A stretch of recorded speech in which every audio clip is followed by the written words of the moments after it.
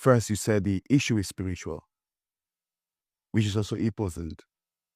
And you talked about we walking our way, showcasing what this city can offer to the world, which is very important. The question when they ask of what is missing in Benin City, first, before the transition to colony, this city was the most powerful city, most powerful empire. I believe there was a pivotal step to how the kingdom saw themselves to restore back the greatness of this city. The people must uphold who they were before and then showcase what makes them unique to the world. It is very important that people, first of all, they must know who they were. Because at the moment, democracy is currently ruling the society, which is lovely.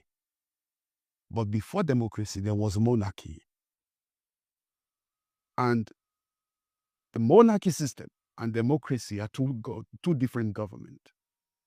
If two governments are in the same location, there will always be conflict.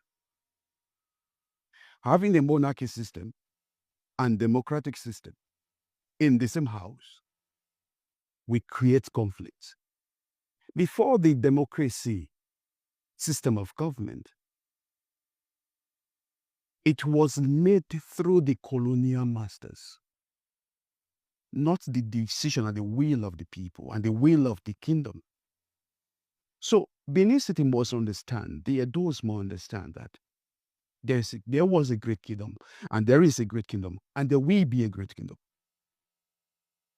For that to happen, they must embrace their nature, their royal nature, the power nature of this city, and love this city, and begin to bring out the best of this city to the world.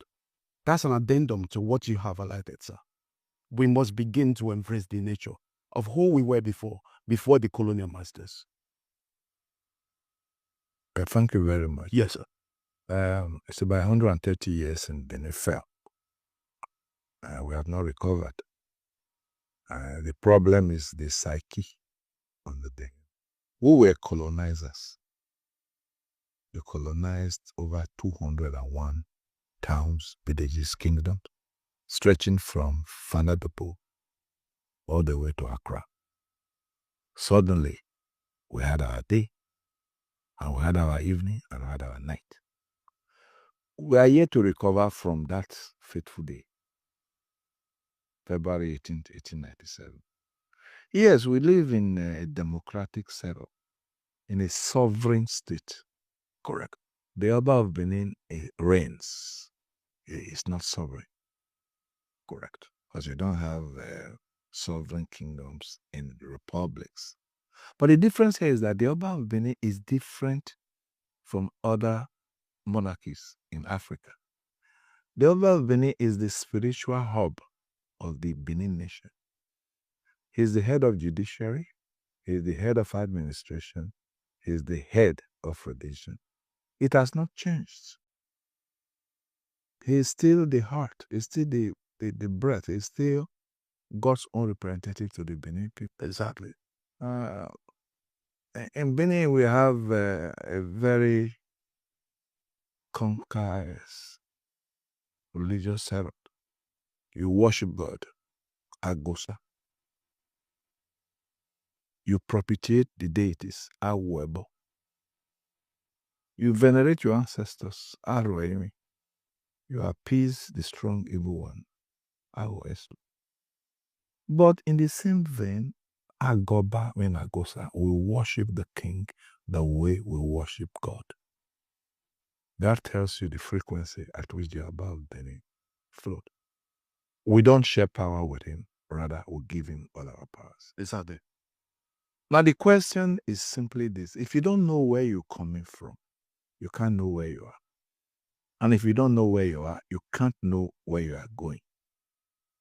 Benin has been cosmopolitan for 500 years. That is a city where different nationalities live.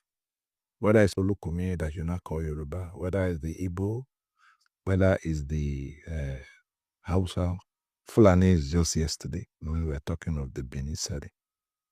Everybody comes here to trade. Everybody comes here, especially at this time, November, December, when the festivities are going. People come back to pay their loyalty, come to repledge their fealty. Some come to pay homages.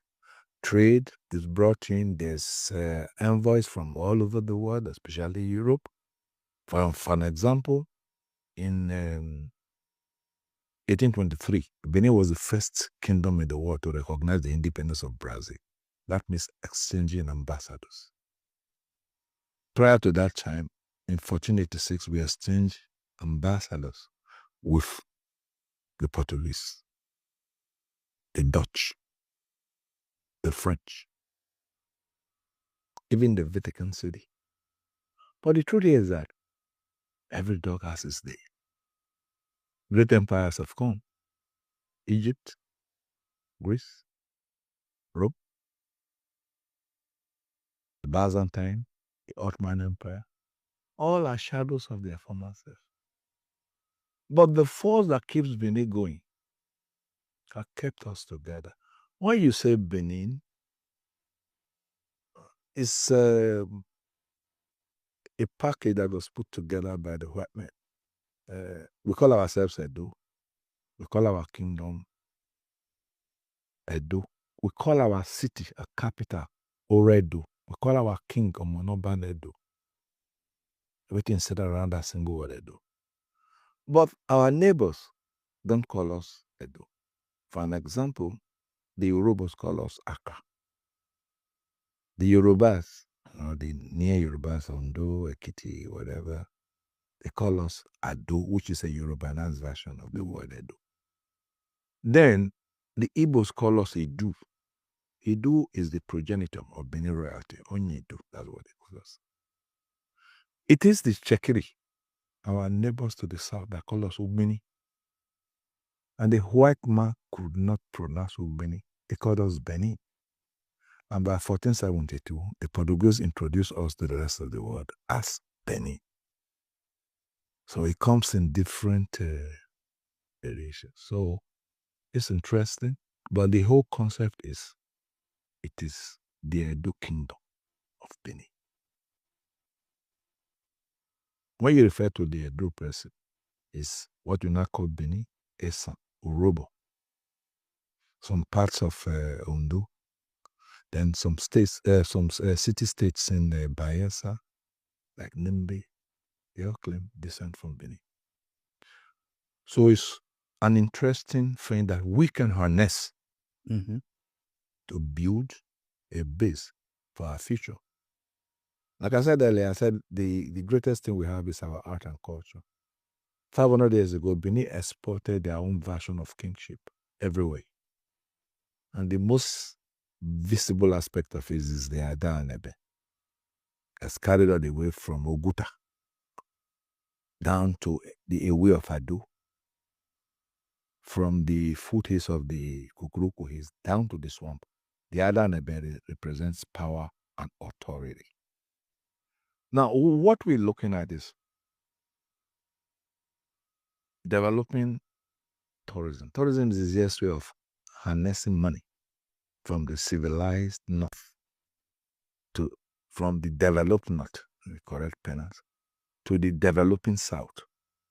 I'll give an example. If, for instance, we put together a package and work on just the diaspora, I'm not saying the African American, I'm not saying the African European, I'm not saying the Chinese or whatever, but our own diaspora, our own people that left here, that have settled in the last 50 years. They live in America, they live in Europe, Germany, Switzerland, France, Austria. They are black people, but their children in most cases are hybrid. They are neither European nor African. They are neither Beninese nor German. They are neither Edo nor French. Now, if we look at this group of persons, they are numbering about 250,000 families.